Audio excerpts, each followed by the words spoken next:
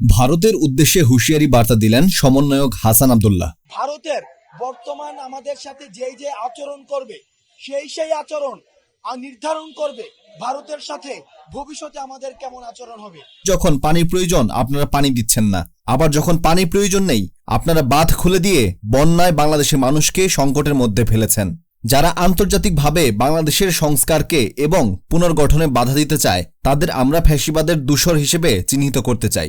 বুধবার 21শে আগস্ট দুপুরে Chittagong medical college হাসপাতালের আন্দোলনের কর্মসূচি চলাকালে আহত ছাত্রদের দেখতে গিয়ে দেশের বিভিন্ন জেলায় বন্যা পরিস্থিতি নিয়ে সাংবাদিকদের এসব কথা বলেন তিনি। সমন্বয়ক হাসনাত আব্দুল্লাহ বলেন, আমরা রাষ্ট্র সংস্কারের কাজে রয়েছি। যেখানে পার্শ্ববর্তী দেশ আমাদের সহায়তা করার কথা সেখানে তারা বিভিন্ন আন্তর্জাতিক ষড়যন্ত্রে লিপ্ত হচ্ছে।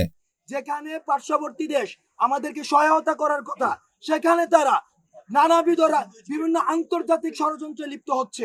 বন্যা দুর্গতদের সহায়তার আহ্বান জানিয়ে হাসনাত আব্দুল্লাহ বলেন, লক্ষ্মীপুর, ফেনী ও নোয়াখালীতে আমরা দেখেছি বন্যার প্রকোপ বৃদ্ধি পাচ্ছে। আপনারা বন্যা আক্রান্ত মানুষের পাশে দাঁড়ান, ব্যক্তি ও গোষ্ঠী পর্যায় থেকে সংগঠিত হয়ে তাদের পাশে দাঁড়ান। কারণ রাষ্ট্র পুনর্গঠন শুধু অন্তর্বর্তীকালীন সরকারের সিদ্ধান্তে সম্ভব নয়। আমাদের সমন্বিত উদ্যোগ দৃশ্যমান হলে সেটি সম্ভব হবে।